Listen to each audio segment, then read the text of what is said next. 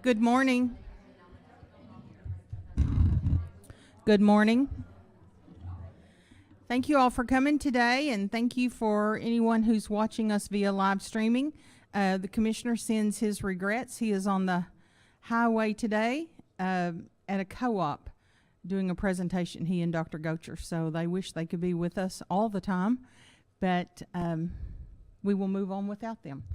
So today what I wanted to do was, if you were with us June 1st and 2nd, just kind of catch you up to where we are today. If you were not with us on June 1st and 2nd, to catch you up with what happened on those days. So we'll move along. The commissioner has been out making presentations to co-ops, to every organization that we could possibly get on the agenda to talk about our vision. In fact, yesterday, just as an example, we started out at the Hot Springs Technology Institute conference, the HISTE conference. We started there, and he presented. We left there and went to Arkansas ASCD, and he presented there. And then Dr. Gocher and I went to a co-op board meeting for the Wilbur Mills Co-op. So we hit 3 of them yesterday and gave a similar presentation. Commissioner Key starts out his presentations by talking a little bit about what's changed in your lifetime. So if you look at this picture, I can probably pretty well tell your age if you can tell me which phone you had in your home in the beginning. Is it on there? The rotary? The rotary's the black one in the middle. I think ours was a different color. How many of you had the rotary dial wall phone? Didn't you love it? You got about 2 or 3 numbers in and you realized you dialed the wrong number? Hang up, start over. Yes, Commissioner Keys calls that the first social media. Yeah, the first social media was Party Line. You could listen in on other people's conversations. And then you got a private line. Yeah. Yes. How many rings were you? Who had a party line? What was your ring? 2 rings? Somebody yesterday said they had one that was 4 rings. I thought, 4 rings? I bet everybody on the line was already on the phone by the time you picked up. So it sure has changed. And just think about, as a result of just this one technology change, how has your life changed?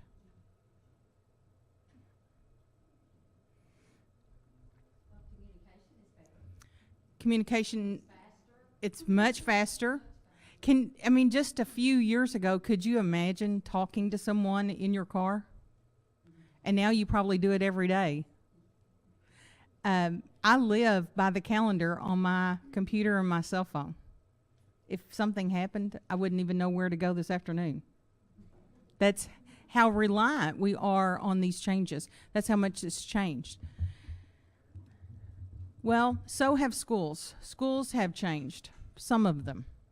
Some of them kind of look like this. Some of you may have gone to schools that look like one of those pictures. I certainly went to a school where we sat in straight rows in individual chairs. But now they're beginning to look like this. Anybody recognize this school? It's Cross County High School.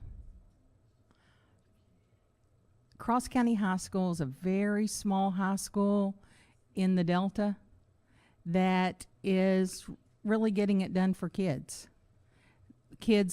Everybody has a laptop. Kids coming together in rooms that look like this. They've torn down the walls that separate kids, and there's glass, there's tables, in fact, in that room with the glass, you can see there's some blue couches where kids can get together and work together. There's chairs that move around, tables that move around. They can move the furniture. There's a bar, just like you might go to a restaurant and work. They're setting up together, working together. There's lots of different heights. You know, some of us work better at the bar at your kitchen. Some of you work at a desk. Some of you work on a table. Some of you are probably sitting in your recliner with your laptop in your lap. And that's exactly what the kids are doing. As you know, we've tried to involve many stakeholders. We continue to want to involve stakeholders. In fact, Commissioner Key met recently with a group of students to talk to them about what should the student voice piece look like in this vision. And he's asked them to design the student voice piece. He didn't say, this is how I want the student voice to be included. He asked the kids to say, how should we involve student voice in the piece? So it's really about doing business differently. So our vision, my vision, your vision, the commissioner's vision, our vision is moving to a student-focused educational system. The goal is not to mandate to schools how the student-focused education system looks, but to encourage them to design one that fits the best needs of their students. Just like here in our agency, the best needs of your unit may be different from the needs of another unit. So we need to be thinking about each individual and how we best serve them. Our mission continues to be leadership, service, and support, but not just to schools, but to schools, districts, and communities. What we're realizing is we really have to go beyond just the school boundaries. We have to reach out into the communities and make sure the parents are a part of this, that the business leaders are a part of it, that all of the taxpayers are engaged in the schooling system to best meet the needs of those individual students. I hope that you've been studying the value statements because they really become the statements by which we live. And as we go through this process over the next 5, 10, 15 years, I hope that you see the culture of our agencies change. I hope that you see the culture of our school districts change as a result of this great work that you're doing. As you know, we set 5 goals, and from those goals, we've been working, and if you'll pull up our webpage, Commissioner Key unveiled a new webpage on our website. And if we go to the website, we go to About, drop down under third one, Vision for Excellence in Education.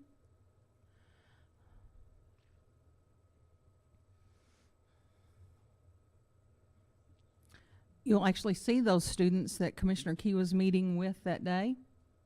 There's the vision statement, our mission statement. There's our own teammates working together. Our value statements that reflect that symbol that we put on every document that really outlines what leadership, support, and service looks like. Our goals, students that Commissioner Key's been meeting with and talking to about our vision. And then you'll see a place where we're asking for community feedback. So anytime that you're out or you're speaking to someone, if someone stops you on the street and says, hey, what's going on at the department? Say, we've got a vision, mission, values, and goal statements on our website, and we'd love to have your feedback on it. So our first phase of feedback in this process is to get buy-in, to find out how people feel about the vision, the mission, the values, and the goals. The second phase then will be moving on to talk about how we're going to measure that, how we're going to hold ourselves accountable, what our state accountability process will look like. If you scroll back up just a little bit, you'll see over to the right related links. And Tiffany, that says, read those words to me. Strategic planning meeting log. As a part of those value statements, if you remember in those value statements, it said that we would be transparent. And so if you click on that link, our teammates have been putting together a list of all of the meetings regarding the vision, mission, values, and goals. And you'll see at the bottom there's 2015 meetings and 2016 meetings. So if you click on 2016 meetings, and you'll see when the commissioner's been meeting, and the other assistant commissioners will be adding theirs to this. This is a work in progress. And over to the right, you'll see that you can go in there at any time, see what presentation was made. You can see if a survey was provided and if there is survey results. So can you click down to one that has survey results? There's one. And you can, there's the survey, and then find one that's you see results on.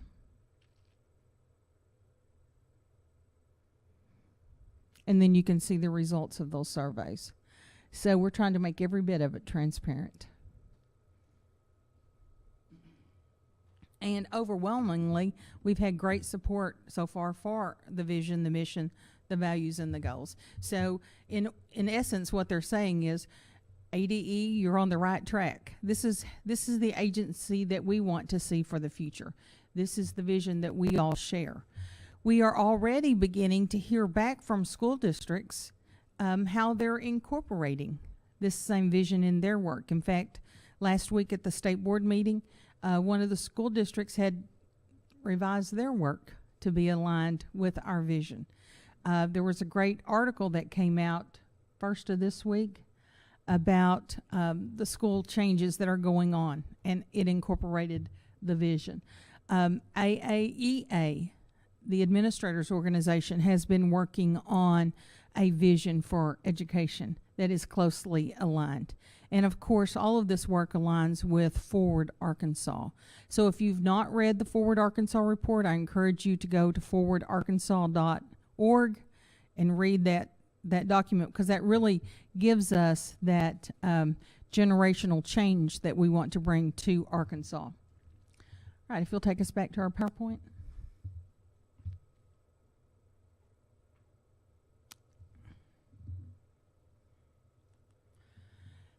As we discussed previously, but I wanted to put these slides back in there for you, and I sent this to you yesterday just as a quick reminder that once we had our goals, then for each goal we wrote strategies. And just as a reminder that the strategies are read across. So I've tried to take out all of the words that were repeated, so it's just easier to read across. So for goal 1, we believe when ADE advocates for policies and provides guidance to enable student-focused learning systems, and educators, which would be all of our school partners, implement student-focused learning systems, then students will meet or exceed those readiness benchmarks. So those are just kinds of your theories of change that will come about as this work comes together. We wrote those for each one, and I won't read them to you. You're certainly capable of reading them. If you notice as you go through there that I've bolded and underlined some key words. Those key words lead us to our visual that kind of helps put this all together in our mind and gets us prepared then to write our ESSA plan, our ESSA plan. This work just folds directly into it. So it's so nice that the work we're doing in one place is going to feed the work for something else, for a change. That's really a benefit of our time and energies. So looking at this visual, if we agree that we want a student-focused learning system in our state, a student-focused learning culture in our state, that we're going to need to have an accountability system that is flexible enough to allow that to happen, and flexible enough to allow it to look differently for different schools, for different grade levels, for different regions of the state, but yet comprehensive enough that it clearly articulates to the public how our schools are doing. We know that schools are going to need really rigorous learning standards. We know that they're going to need assessment systems that really measure and clearly articulate students' ability to meet those standards. We know that they're going to need a really deep, rich opportunity to hire only the best teachers, to make sure that every group of students have only the best teachers in their classrooms. And to have those excellent teachers and leaders in a school, we have to make sure, we have to help them get the right people into the pipeline and get those people licensed. And at the same time, those schools are really going to have to make sure that only the best teaching and learning is going on in those classrooms.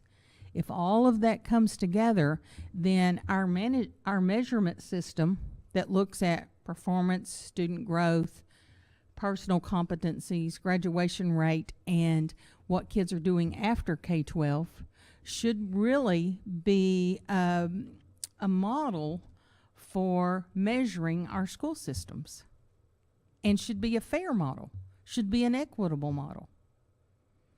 Now, that's kind of the theory of our work, isn't it, as we go forward. So what happened June 1st and 2nd, as you know, 75 team members from the agency met together and began working on really putting the nuts and bolts to this plan.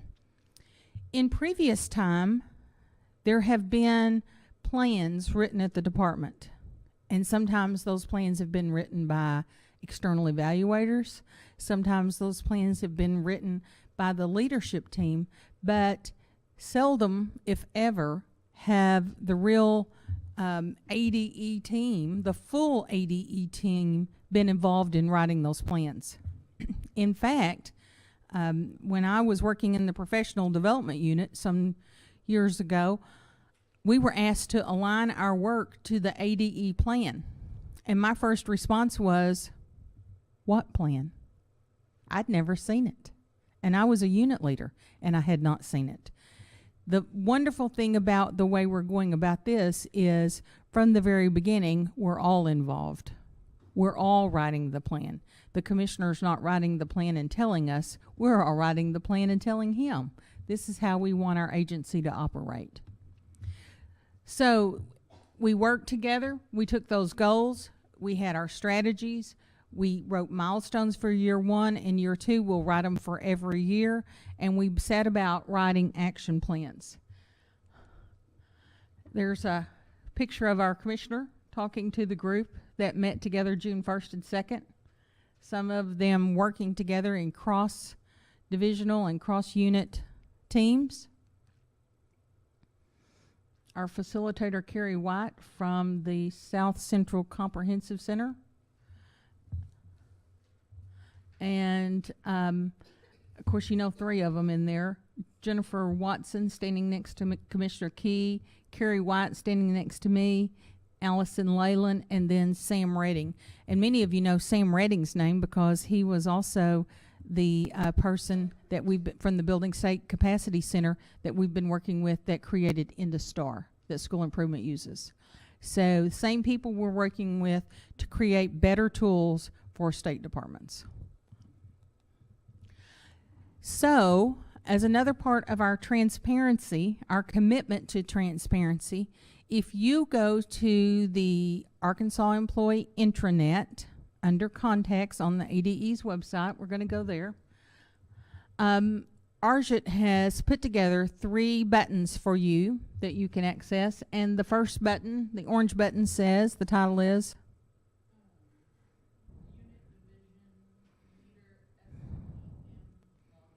okay.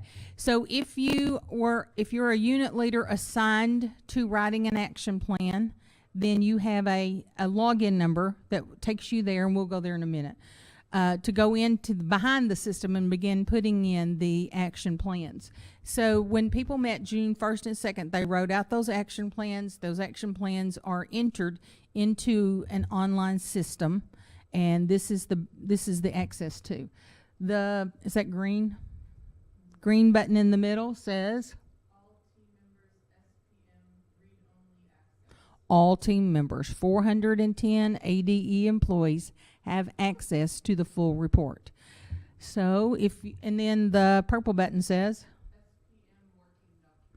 SPM working documents. All 410 employees have access to the working documents, and those are just, you can go in and see what's going on, who's working on things, when we're meeting. All of that information is very public. So 75 people came together to write the action plans, but it really involves everyone. And so as we go through this, I'll tell you how everyone is involved. Let's click on the green button and view the report. So this report is today's report. It's not static in that as people continue to work on the action plans, the reports will continue to expand or change. This was just our first draft. So for each goal, there are strategies. For each strategy, there are milestones. And for each milestone, there is an action plan. So in this particular one, the nomenclature is very simple. Goal 1, strategy 1, so it's 1-1. Milestone 1, so it's 1-1-1. And then the actions begin numbered. The system automatically numbers the actions. So if you kind of scroll up to that just a little bit, you'll see that Tommy Coy and his unit is the one responsible for making sure that action 1111 is implemented. Now, that doesn't mean they have to do it on their own. That means they're responsible for getting it done. That means they've got to reach out to whoever is going to help collaborate on this. They need to reach out to whoever needs to be informed of this to work on that action plan. But somebody has to be the responsible person for making sure the work gets done. You'll see that the timeline for that, you'll see that right now it's only numbering those as they're entered into the system. They're working on new features to this. We are the only state using this system. It's being built as we work on it. And as we ask for things, they're creating that in the system. So it's brand new. It's just like anything brand new that's just being built for the first time. It has a lot of things that need to be tweaked on it. One of the things we've asked for is that those actions be ordered in the order of the timeline. The action number won't change because that's when it enters, when you enter it into the system, it automatically gives it an action number so it can be tracked. But they'll be reordered by the months so that it follows the timeline for which we'll be following. So what I encourage you to do is to pull up this report, look at it. Certainly if you need to make a printed copy, it's 15 or 16 pages long, but I would encourage you not to make a copy and think that's the final document because we have still a lot of work to do on it. But it's certainly there, and I do encourage everyone to go in and begin reading it and studying it. And we'll be doing this all throughout the year, really reading and studying this report because it really is an example of the work that's going on in this agency. So sometimes things are going on in the agency and the people that work here are the last ones to know about it, right? You've been out there. I've been in the field when a school says, what about so-and-so? And you're like, you try not to look surprised, but you are because you've never heard anything about it. Well, now there's an opportunity for you to go in there and learn. So if you want to know what's going on in this agency, and as a productive team member, I would encourage you to know what's going on in this agency by studying this document. All right, if you'll take us back.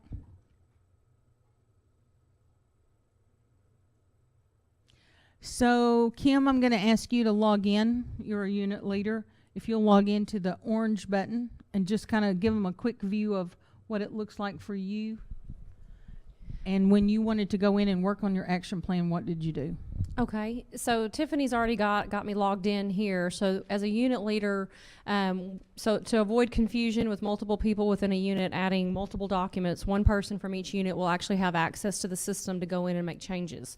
So with me logged in, I've been assigned to 2 milestones, one under goal 4 and one under goal 5.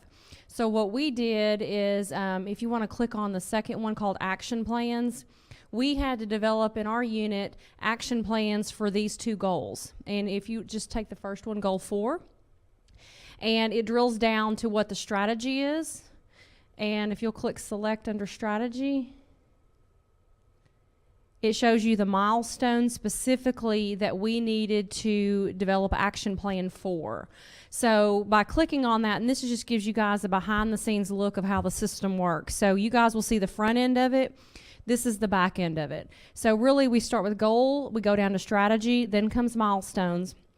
And then what our team did in those 2 days out at the ranch in June is we developed action steps for the specific milestone. So for instance, on this one, milestone 4.2.2, it talks about communicating the purpose, process, and timeline regarding data collection. The beauty of the system and being grouped in the same room with other people who have the same goal or similar milestone was because we can't do this milestone until 4.2.1 gets done. So that allowed us the opportunity to talk with 4.2.1, which was a Regent staff, and find out what their timeline was, and then mapped our timeline to theirs. So this all definitely connects and it goes hand in hand. But what we did is on ours, once they get the first milestone completed or close to completion, we'll begin our action steps that will coincide with theirs. And if you want to just click on that first one, Tiffany, it drills down even further. So for instance, on our first action step, we're to implement a communications plan regarding this. And you can scroll down and kind of see our timeline, see who within our unit is going to be responsible for who we're going to collaborate with. And in some cases, the collaboration is going to be across units. It's not going to be just the communications unit's job to make sure this is implemented. There are some things that are going to be done just within your unit, but then there are other things on some of the other action steps that are going to involve not just communications, but it's going to involve Holly Glover, a regent, and some other staff. So as you look at that accessible report on the intranet, take a look at that. As Deb said, it's going to change. It's fluid. We're going to be doing some more work. Deb's going to talk about some timelines and stuff on that. But this just gives you a behind-the-scenes look as to how these action steps were put together. And really, the big aha moment I had coming away with it was really just how they all interacted. Because as we started on this one, we realized, wait a minute, this is good. We can't do this until we collaborate with the other group. So it's all about working together on this, and I think we've got a good start. I think we have an amazing start. Okay, if you'll take us back, Tiffany, I want to show them the purple. Is that purple? The purple button. The purple button takes you to a Google Doc. The Google Doc on this one says leads and collaborators. This is for our year 1 milestones. Who's been assigned? Actually, people self-assigned. Which one did they want to work on? And then if you'll go to assignments, the tab at the bottom.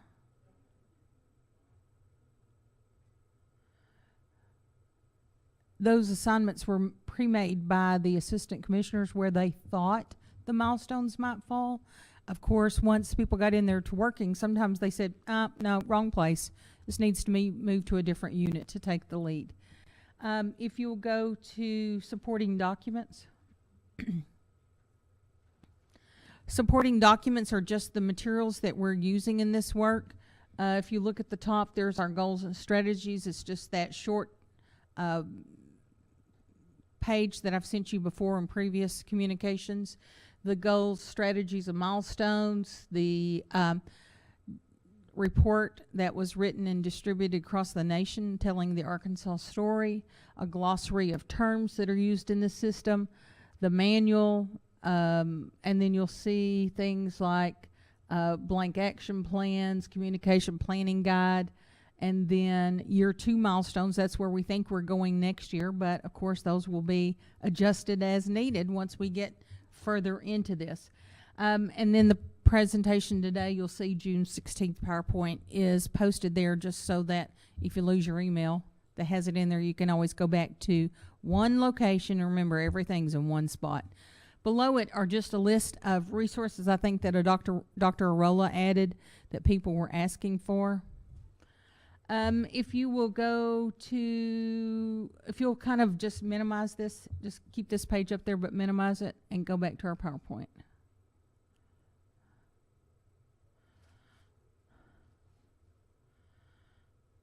So that highlights everything we've wanted to be as transparent. Right now, everything's on the intranet because I think you would agree we're not ready to make this public in any way because it's in such a draft form. In fact, when we were working July 1st and 2nd, if you entered something into the online tool and you couldn't erase it, they didn't have a delete button. And so they're working on the delete button. So sometimes you'll go through the full document and you'll read in an action plan and you'll say delete, delete. That's because someone, they messed up and they wanted to get rid of it, but the system wouldn't let them. So we have a long list of things that we've asked the web designer to work on the online tool. So I've included 2 slides, and I realize it's very small for you, but I wanted to get it all on one page. 2 of the things that people have been asking for is, what is the timeline for this work over the next year, and kind of how's that work going to occur? So I've put that on there for you to when you get back to your desk, you can look at those. But basically what I wanted to kind of tell you is the process. So work has been assigned to a unit. So Kim, your unit has been assigned those 2 milestones, 2 action plans to work on. As she said, it may be work that the communication unit can do together, or it may be work that she has to reach out across units, across divisions, and seek collaboration.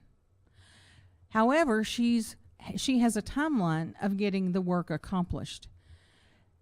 That work, those meetings occur within the general time period that's laid out in this plan. You as a unit leader, you as a team, set your own schedule of, right now I'd be working on my calendar and saying, here are the days we're going to set aside to work together on these items. That needs to be scheduled now. In addition to that, once a month, the unit team needs to come together and look at the work that's being accomplished and say, close to the end of that month, have we accomplished what we said we were going to get done this month? In the system, there will be a place then for the unit leader to make a notation of, we're on track, we're behind, we have questions, we have issues that we need resolved. It's very simple. It's not a very detailed report. It's just a very short report. Are you on track? Then the division leader, your assistant commissioner, will pull all the unit leaders together at the end of that month and go over those reports and say, as a division, are we on track? The commissioner is so committed to this that we are setting aside days, not a short amount of time, days to meet in the auditorium, and I've set those here for you to look at and go ahead and mark on your calendars, that these are the days that we're going to be here meeting with unit leaders, with division leaders, with anyone who needs assistance on their action plans, on the implementation, not the creating. We're about to move through the creation of the action plans into the implementation stage. What's going on? What barriers do you have? What successes do you have? Let's celebrate. So those days are dedicated in our calendars to make sure that we're here all together. Anyone is invited to come in. We'll set up agendas so that you'll know which goals we're working on those days, but those will be the days for the final review. Are we on track? Did you have your unit meetings? Did you have your divisional meetings during the month? Are we on track to getting this work done? And then as you notice, about January, we're going to start saying, okay, now let's look at year 2 milestones. How are they looking? Do they look right? Do they look like what we're going to work on next year, or do they need to be adjusted? We start that conversation. In March, we start writing action plans for year 2 milestones. Just like we did in June when we wrote action plans for year 1 milestones. In March, we start writing action plans for year 2 milestones. And then in June, we'll be writing milestones for year 3. So we're always working ahead with that work. This performance management cycle is just that. We have to get ourselves into that routine of planning this kind of work, reviewing this kind of work, reporting this kind of work. So if you look back at those 2 slides, what you're going to see are dates, those same exact dates, but plans for reports to the staff about our progress, and then reports to the public about our progress. How are we doing? If we said we're going to live this plan, then we've got to really live it. Now, that means sometimes there'll be adjustments. Sometimes we may get into our action plan 3 or 4 months and go, well, we've left a big piece out. So we put it in. We've left out a couple of steps. We write them in. Or we may realize these steps aren't in the right order, or we've got additional steps we need to add, or some steps we need to take out and move to next year. We do that because it's our plan. So, I am committed to you. I hope that you are committed to this plan as well. Some have not actually completed their action plans. I hope that you are working on those as unit leaders, and that you pull your teams together at your convenience to get those entered. But I will be in this room July 1 and 8th for anyone who wants to come in and work on action plans. Anyone that wants to come in and talk about this work, that has any confusion, that wants to know more. It's critical that all 410 employees of this agency understand this plan, be a part of this plan, can talk about this plan. So I invite you to join me in this room July 1st, July 8th at your convenience, any part of the day, all of the day, whatever fits your needs. I'm going to be here to assist you in any way that I can. So I'm going to ask you, Tiffany, to come back to that document, to the Google Doc that we minimized. And at the bottom you see agendas. So I've set a tentative agenda for those days, giving about an hour and a half per goal. So that way you don't have to come sit all day. You're welcome to sit with me. I'd love to visit with you all day. But we're going to be talking about goal 1 from 8 to 9:30, both days. So if you can't be here on July 1st, but you can be here on July 8th, come on in and we'll work on it together. If you're on goal 2, we'll be meeting from 9:30 to 11. Any or all part of that time, whatever fits you. Any questions, comments? I'd love to hear from some of the people that have been working on action plans.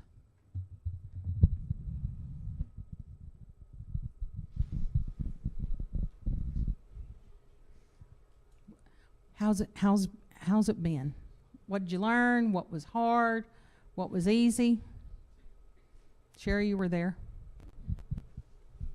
Well, one of the things we learned was we have a lot to learn. And so the documents that Dr. Arola has put on that resource page of that Google Doc, I think would be helpful to all of us in this room, because it talks about personalized learning, it talks about the competencies, benchmarks, a lot of Dr. Redding's work and other researchers. It talks about schools that have been, or districts that have been doing this for as many as 5 years. And so I feel like I need to get my background knowledge really built so that I can talk and contribute to the group's work effectively. And I think that's one really good entry point for me. The coaching that we get from Carrie and Jennifer and Allison and Sam were just invaluable to me as well. I'll tell you, one of the things that happened to me is as I was writing my action plan, I had 46 steps, and Carrie said, no. No. An action step should take about a month or more. And she said if you can get it done in less than a month, it's probably not an action step. It needs to be combined. And so if you go back and look at the ones, don't go back, but if you go back and look at the two that I gave you examples of, I think I whittled them down to like 7 and 9. But one of them was actually 46 steps. So it can't be that detailed, she said, which was that was really valuable learning for me. Who else?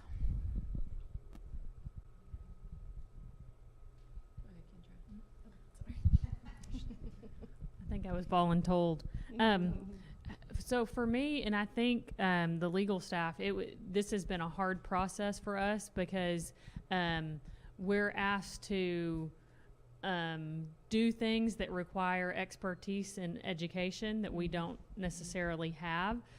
So kind of adjusting to the fact that we may be in charge of a particular milestone, but we're not going to be solely responsible is good and comforting because it gives us the opportunity to reach out to the experts so that they can tell us and give us feedback that will drive the milestones that we're responsible for. So the process has been hard because I think we're used to, and a lot of units are used to really being siloed and saying, okay, this is the work we have to do. These are the people that we have to do it. But this process allows for so much more.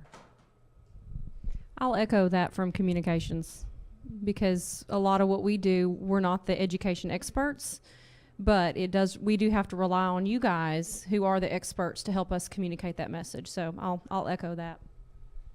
And I think part of that, I said earlier that we're trying to change the culture of ADE. I don't know about you, but I was so dissatisfied in the silos that we had built that didn't allow us to reach out to the people who were so expert in things to collaborate on things. And this really breaks down those invisible walls that have been created over time. Who else? We had a big accountability group over there. And voluntold one of them, Kim. Miss Banks is sitting over there.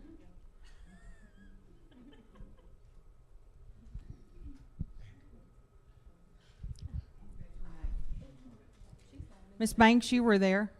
Tell us. I have to let Mr. Farron talk about that. He's so good at that. Well, we have to design a new accountability system because the U.S. Department of Ed came out with their new education law. So this is really good timing for us. We had to do it anyway, so this is a perfect place to do it in, is to lay out the plans for how to develop the new system.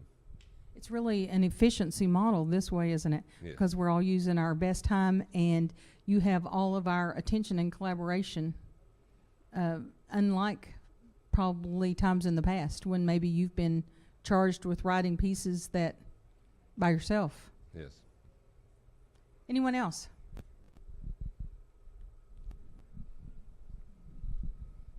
I'll piggyback on what Lewis said too. Lewis and I and Dr. Arola just came back from a conference in Arizona, CCSSO conference on ESSA and how to communicate and what we need to do on ESSA. And what I was really excited to hear, specifically going out there on the agenda and then while we were there, is they kept stressing when you write your ESSA plan, you need to make sure that it fits in with your strategic vision for your state and for your agency. And with us going through this process right now, this is perfect timing because we're redefining what our vision, our mission, and our action plans and our strategies are. This fits, it's perfect timing. And I was really glad to hear them say that your ESSA plan needs to fit in with your strategic vision. We have the opportunity right now as we're going through this process to make sure that that's not written in those silos, that it does go hand in hand, and it must in order for us to meet those action steps.